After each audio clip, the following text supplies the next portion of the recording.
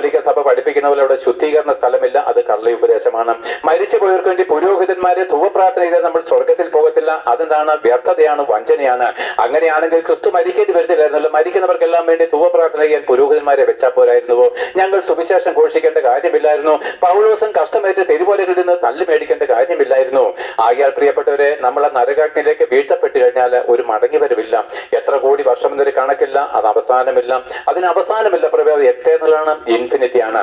എന്നാൽ നമ്മൾ ഈ വചനത്തെ അനുസരിച്ച് നിത്യജീവനെ പ്രാപിച്ച് കർത്താവിന് വേണ്ടി ഭൂമിയിൽ ഈ മരിച്ചു പോകുന്ന ഈ നാൾ വരെ കർത്താവിന് വേണ്ടി സാക്ഷിയായിട്ട് നിന്നെങ്കിലോ, ഇന്നാണ് ക്രിസ്തു വരുന്നതെങ്കിൽ, ഇന്നാണ് നമ്മൾ മരിക്കുന്നെങ്കിൽ, അവൻ നമ്മുടെ ദ്രവിച്ചു പോകുന്ന ശരീരം മാറ്റി തേജസ്സും തിളക്കമേറിയതുമായിരിക്കുന്ന ഒരു പുതിയ ശരീരം തന്ന് 1000 വർഷം നമ്മൾ യേശു ക്രിസ്തുവിനോട് കൂടെ ഭൂമിയിൽ വാഴുകയും 1000 ആണ്ടിന് ശേഷം ലോകം അവസാനിക്കുമ്പോൾ നമ്മൾ സ്വർഗത്തിലേക്ക് നിത്യാനന്ദത്തിലേക്ക് ചിറക് വിരിച്ച് പറന്നു പോവുകയും ചെയ്യും. നിങ്ങൾക്ക് എന്ത് വേണം? സ്വർഗത്തിലേക്ക് പ്രവേശിക്കണമോ, അതോ നിങ്ങളുടെ മതഭക്തിയും കൊണ്ടും പൗരോഹിത്യം കൊണ്ടും നരകാഗ്നിയിലേക്ക് ഒടുങ്ങി പോകണമോ? തീരുമാനം നിങ്ങൾക്കാണ്.